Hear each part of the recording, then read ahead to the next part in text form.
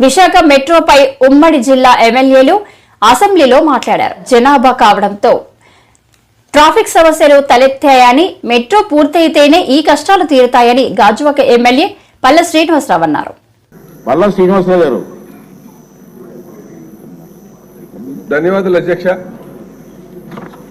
మేము విశాఖ గాజువాక కూర్మనపాలెంలో దొంగను పట్టుకున్న క్రైమ్ పోలీసులు. మధ్యప్రదేశ్ స్టేట్ కు చెందిన అంతర్రాష్ట్ర ముఠా థార్ గ్యాంగ్ సభ్యుడు సహదర్ అరెస్ట్. గురేడియా గ్రామం తండా పిఎస్ దార్ డిస్ట్రిక్ట్ మధ్యప్రదేశ్ రాష్ట్రంకు చెందిన వ్యక్తి 3.5 కేజీలు వెండి 6 తులాల బంగారం ముద్దాయి నుండి స్వాధీనం. ప్లాన్ మనం పంపించామా అని అడిగినటువంటి ప్రశ్న అధ్యక్ష. అలాగే ఈ ప్రాజెక్టు ఎంత టైం తీసుకుంటారు, ఎప్పుడు పూర్తి చేస్తారని దాని మీద అధ్యక్ష ఈ విశాఖపట్నం మెట్రో రైల్ ప్రాజెక్టు చాలా అవసరమైనటువంటి ప్రాజెక్ట్ అధ్యక్ష విశాఖపట్నానికి. ఎందుకంటే విశాఖపట్నం ఒక చిన్న పోర్ట్ సిటీగా, తర్వాత విశాఖపట్నం మున్సిపాలిటీగా, తర్వాత విశాఖపట్నం మున్సిపల్ అర్బన్ డెవలప్మెంట్ అథారిటీగా, తర్వాత ఇప్పుడు విశాఖపట్నం మెట్రో రీజియన్ డెవలప్మెంట్ అథారిటీగా రూపాంతరం చెందింది అధ్యక్ష. దీనికి ప్రధానమైన కారణం పాపులేషన్ అధ్యక్ష, జనాభా పెరుగుదల. ఏ నాయకుడికైనా సరే పెరిగినటువంటి జనాభాకి అనుగుణంగా ఆలోచన చేయాల్సినటువంటి అవసరం ఉంది అధ్యక్ష. ఇప్పుడు మన విశాఖపట్నానికి సుమారు 22 లక్షలు 23 లక్షల జనాభా అయ్యారు అధ్యక్ష. గతంలో మేము ఒక ప్రాంతం నుంచి ఇంకో ప్రాంతానికి వెళ్లాల్సిన అవసరం వచ్చినప్పుడు ఒక 30 నిమిషాలు సమయం పట్టిందంటే ఇప్పుడు అది గంటన్నర పడుతుంది అధ్యక్ష, పాపులేషన్ పెరిగిపోయిన వల్ల. కనుక దానికి ఇలా ప్రజలు ఎంతో ఇబ్బంది పడుతున్నారు. దీనికి ఒక మంచి ట్రాన్స్పోర్ట్ ఫెసిలిటీ కల్పించాలని అప్పుడున్నటువంటి ముఖ్యమంత్రి గారు చంద్రబాబు నాయుడు గారు ఈ మెట్రో రీజియన్ డెవలప్మెంట్ మెట్రో రైల్ని ప్రపోజ్ చేశారు అధ్యక్ష. కానీ ఆ ప్రపోజ్ చేసినటువంటి ప్రాజెక్ట్ ఏదైతే ఉందో ఆ మధ్యకాలంలో ప్రపోజ్ చేసింది 2019 నుంచి 24 వరకు ఒక అడుగు కూడా ముందుకు వెళ్ళే. మాట్లాడితే 3 రాజధానులు డెవలప్ చేస్తాం, విశాఖపట్నాన్ని ప్రపంచ పటంలో గొప్ప సిటీగా తీర్చిదిద్దుతామని చెప్పేసి అనేక సందర్భాల్లో మాట్లాడిన మాటలు అధ్యక్ష. కానీ 2019 ఎన్నికల ముందు ఇచ్చిన హామీలను నెరవేర్చాలని సిపిఎం కార్పొరేటర్ డిమాండ్. నిన్న జరిగిన బడ్జెట్లో సూపర్ 6 హామీల గురించి ఎక్కడా చెప్పలేదని సిపిఎం కార్పొరేటర్ గంగారావు డిమాండ్ చేశారు. అలాగే గత అసెంబ్లీ ఎన్నికల సందర్భంగా రాష్ట్ర ప్రభుత్వం చెత్త పన్ను తీసేస్తామని ప్రకటన చేసింది. కానీ అది ఇప్పటి వరకు జీవో ఇవ్వకుండా మేము చెత్త పన్ను కట్టించుకోవటం లేదు కదా అని నాటకాలు ఆడుతూ ఉన్నది. రెండవది ఆస్తి పన్ను సమీక్ష చేసి పెంచినటువంటి ఆస్తి పన్ను రద్దు చేస్తామని హామీ ఇచ్చారు. కానీ 4 నెలలు దాటినప్పటికీ సరే ఆస్తి పన్ను గురించి గతంలో జగన్మోహన్ రెడ్డి ప్రభుత్వం తీసుకొచ్చినటువంటి ఆస్తి పన్ను అనేటువంటిది ప్రజానీకానికి తీవ్రంగా భారంగా మారింది. ప్రతి ఏడాది 15% పెంచుతూ ఉన్నారు, 3 ఏళ్ళకి రెట్టింపు చేస్తూ ఉన్నారు. దేశంలో ఇంకెక్కడగా ఇంత భారీగా ఇంటి పన్నులు పెంచినటువంటి చరిత్ర ఏ రాష్ట్రంలో కూడా లేదు. దానిని మీరు ఇచ్చినటువంటి హామీ ప్రకారం మీరు రద్దు చేయాలనేటువంటిది సిపిఎం పార్టీ డిమాండ్ చేస్తున్నాం. పాత పద్ధతిలోనే ఇంటి పన్నులు అనేటువంటివి కట్టించుకునేటటువంటి చట్టాన్ని తీసుకురావాలని రాష్ట్ర ప్రభుత్వాన్ని సిపిఎం పార్టీగా డిమాండ్ చేస్తూ ఉన్నాం. మరొకటి, పెట్రోల్ ధరలు గాని డీజిల్ ధరలు విపరీతంగా పెరుగుతూ ఉన్నాయి. ఆంజనేయుల స్వామి తోకలాగా అవి పెరుగుతూ ఉన్నాయి. వాటిని అరికట్టడం లేదు. కనీసం జిఎస్టీలో తీసుకొస్తే ఆ యొక్క పెట్రోల్ డీజిల్ ధరలు అనేటువంటివి ఇప్పుడున్నటువంటివి కనీసం 30% ధరలు తగ్గడానికి అవకాశం ఉంటుంది. అంతర్జాతీయ మార్కెట్ లో ముడి చమురు ధరలు విపరీతంగా తగ్గుతూ ఉన్నాయి. 20% తగ్గినాయి. కానీ ఇక్కడ ఉండేటటువంటి ఆయిల్ కంపెనీల యొక్క లాభాల కోసం అక్కడ ఉండేటటువంటి నరేంద్ర మోడీ ప్రభుత్వం ఎక్సైజ్ డ్యూటీ రకరకాల పేర్ల మీద పెద్ద ఎత్తున లూటీ చేస్తుంది. ప్రతి ఏడాది 5 లక్షల కోట్ల రూపాయలు పెట్రోల్ డీజిల్ పన్నులు. హోంమంత్రి అనితపై అసభ్య పోస్టులు పెట్టిన వైసీపీ కార్యకర్తను మాజీ మంత్రి అంబటి రాంబాబు పోలీసులకు పట్టించారు. నకరికల్కు చెందిన రాజశేఖర్ రెడ్డి గతంలో అనితపై అసభ్యకరమైన పోస్టులు పెట్టారు. ఎందుకు ఈ వివరాలు చెబుతున్నానంటే దిస్ ద ఫ్యాబ్రికేటెడ్. జరిగిన నేరం ఎప్పుడు కంప్లైంట్ ఇచ్చింది ఎవరు? తెలుగుదేశానికి సంబంధించి పోలీసులు. దీంతో ఇక మా వాళ్ళని ఎంటబడటం, మా వాళ్ళని నలిపేయటం, మా వాళ్ళని కొట్టేయటం, మా వాళ్ళని భయపెట్టడం, ఇలాంటి కార్యక్రమాలు చేస్తుంది. This is totally fabricated. అతను పెట్టాడా లేదా ఇవన్నీ decided by the honourable court. ఇలాంటి దుర్మార్గమైనటువంటి కార్యక్రమాలు సోషల్ మీడియా మీద చేస్తున్నారు. వెల్, మీరు వంగలపూడి అనిత గారి మీద ఆమె శాసనసభ్యురాలుగా లేనప్పుడు ఎక్స్ ఎమ్మెల్యేగా ఉన్నప్పుడు ఇప్పుడు హోంమంత్రి గారు అయ్యారు కాబట్టి ఆమె మీద అసభ్యంగా పెట్టారనే ఉద్దేశంతో మీరు ఇవాళ కేసు కట్టారు, మా వాడిని తీసుకెళ్లారు, మేము హాజరుపరిచాం అనుకోండి పోలీసుల ముందు. ఓకే, మరి మా మీద పెట్టిన కేసులు, మా మీద పెట్టిన పోస్టులు ఎన్ని ఉన్నాయి? ఎన్ని ఘోరాలు ఉన్నాయి? నేను డీజీపీ గారి దగ్గరికి వెళ్ళి ఇంత కట్టించాం.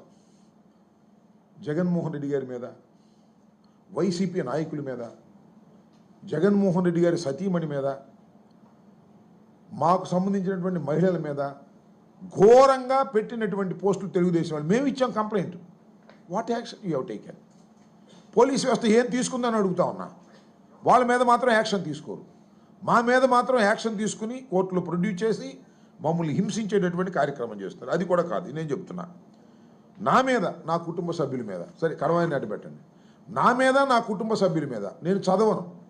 జూమ్ చేసి చూడండి, చదవడానికి సిగ్గుగా ఉంది, అవమానంగా ఉంది. నా మీద, నా కూతుళ్ళ మీద, నా భార్య మీద ఇంత భయంకరంగా పెడితే అయ్యా డీజీపీ గారు ఎక్కడున్నారు? ఆల్ ఐఏఎస్ ఆఫీసర్స్ ఏం చేస్తున్నారు?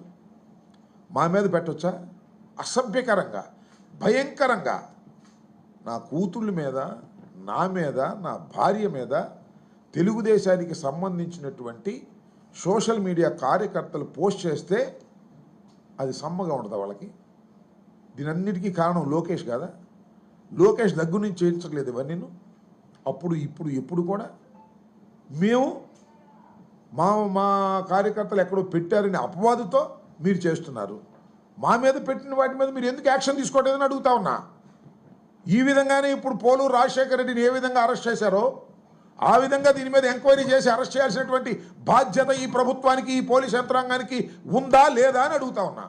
చంద్రబాబు నాయుడు గారు చెప్తున్నాడు అందరూ సమానమే, ఎవరి మీదైనా యాక్షన్ తీసుకుంటామని. పవన్ కళ్యాణ్ గారి పిల్లల మీద పెట్టారు, పవన్ కళ్యాణ్ గారి భార్య మీద పెట్టారంటే మా పిల్లలు కాదా, మా భార్యలు కాదా? నేను ఆవేదనతో చెబుతున్నా. పవన్ కళ్యాణ్ గారి మీద పెట్టింది రైట్ అని నేను అంటలా, 100% తప్పు. Take an action. ఎవరి మీద పెట్టిన యాక్షన్ తీసుకోండి. మీరు ఏం చేస్తున్నారంటే ఇండైరెక్ట్గా మా సోషల్ మీడియాని తొక్కేయాలని, వాళ్ళ సోషల్ మీడియాని రైజ్ చేయాలని వాళ్ళు మీ ఇష్టం వచ్చినట్టుగా మీరు పోస్టులు పెట్టండి. అంబటి రాంబాబు గారి మీద, జగన్మోహన్. అసెంబ్లీలో గ్రామ వార్డు మహిళా కార్యదర్శులపై చర్చ, హోంమంత్రి సమాధానం ఇది. అసెంబ్లీలో గ్రామ వార్డు మహిళా కార్యదర్శులపై చర్చ, హోంమంత్రి సమాధానం ఇది. రెండో రోజు ఏపీ అసెంబ్లీ సమావేశాలు కొనసాగుతున్నాయి. సభ మొదలైన వెంటనే స్పీకర్ అయ్యన్న పాత్రుడు ప్రశ్నోత్తరాలను చేపట్టారు. ఈ సందర్భంగా గ్రామ వార్డు మహిళా కార్యదర్శులపై అసెంబ్లీలో చర్చ జరిగింది. మహిళా కార్యదర్శులు విధి నిర్వహణలో స్పష్టత ఇవ్వాలని ఎమ్మెల్యే కూన రవికుమార్ కోరారు. వారికి జాబ్ చార్ట్ పై స్పష్టత ఇవ్వాలని ఎమ్మెల్యేలు తంగిరాల సౌమ్య, మాధవిరెడ్డి కోరారు. ఎమ్మెల్యేలు అడిగిన ప్రశ్నలకు హోంమంత్రి వంగలపూడి అనిత సమాధానం ఇచ్చారు. గత ప్రభుత్వం చేసిన అనాలోచిత చర్య వల్ల ఈ పరిస్థితి వచ్చిందన్నారు. గ్రామ మహిళా కార్యదర్శులకు పోలీస్ డ్రెస్ ఇవ్వాలని వైసీపీ వాళ్ళు చూశారని తెలిపారు. ఎన్బిడబ్ల్యూలను ఇంప్లిమెంట్ చేయాలని మహిళా కార్యదర్శులను పంపారన్నారు. వీళ్లకు నిబంధనలకు విరుద్ధంగా అన్ని రకాల పోలీస్ డ్యూటీలు ఇచ్చారని, దీనిపై ప్రభుత్వం తగిన చర్యలు తీసుకుంటుందని హోంమంత్రి అనిత సమాధానం ఇచ్చారు. సెక్రటరీకి ఎన్ని బాధ్యతలు ఉంటాయి, అన్ని బాధ్యతలు కూడా ఒక గ్రామ మహిళా సంరక్షణ కార్యదర్శికి అప్పచెప్పడం అన్నది చూస్తేనే అధ్యక్ష వీళ్ళ తాలూకు అవివేకం అన్నది, లాస్ట్ గవర్నమెంట్ తాలూకు అవివేకం అన్నది చాలా క్లియర్ గా అర్థమవుతుంది అధ్యక్ష. ఎందుకంటే అధ్యక్ష ఈ రోజు మనం ఇక్కడ చూస్తుంటే అధ్యక్ష పోలీస్ డిపార్ట్మెంట్ లో ఒక ఉద్యోగం సాధించాలంటే వాళ్ళు శారీరక దారుఢ్య పరీక్షలు వాళ్ళు నెగ్గాలి, రిటర్న్ టెస్ట్ వాళ్ళు ఎగ్జామ్ పాస్ అవ్వాలి, 9 months ట్రైనింగ్, కఠోరమైన ట్రైనింగ్ ఉంటుంది అధ్యక్ష.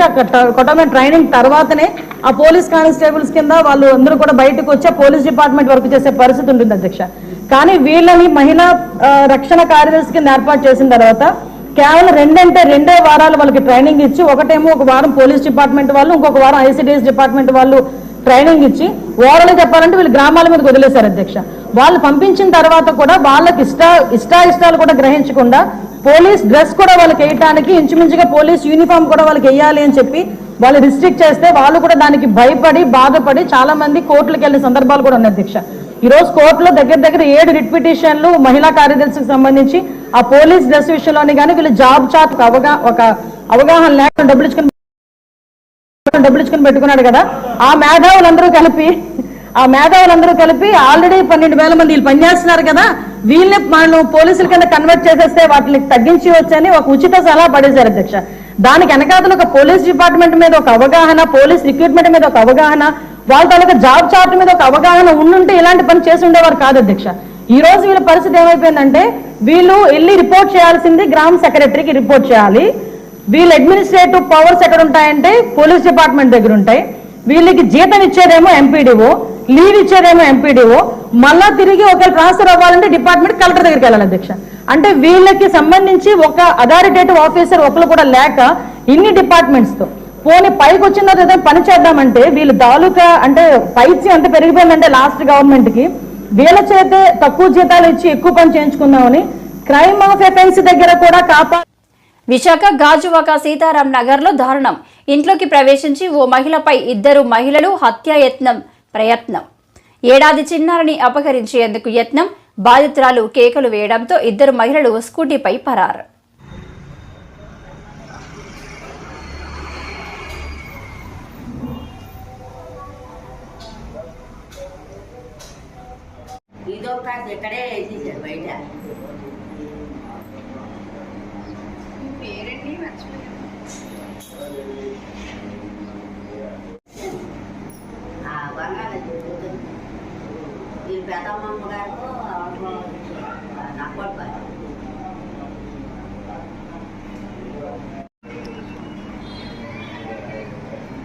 అంటే దేని గురించి వచ్చి ఉంటారండి?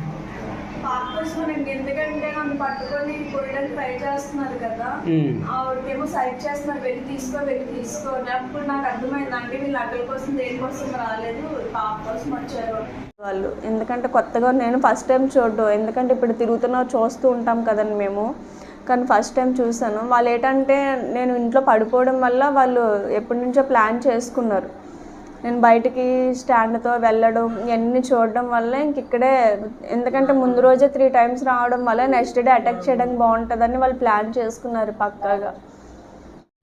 ఎన్నికల ముందు ఇచ్చిన హామీలను నెరవేర్చాలని సిపిఎం కార్పొరేటర్ డిమాండ్. నిన్న జరిగిన బడ్జెట్లో సూపర్ 6 హామీల గురించి ఎక్కడా చెప్పలేదని సిపిఎం కార్పొరేటర్ గంగారావు డిమాండ్ చేశారు.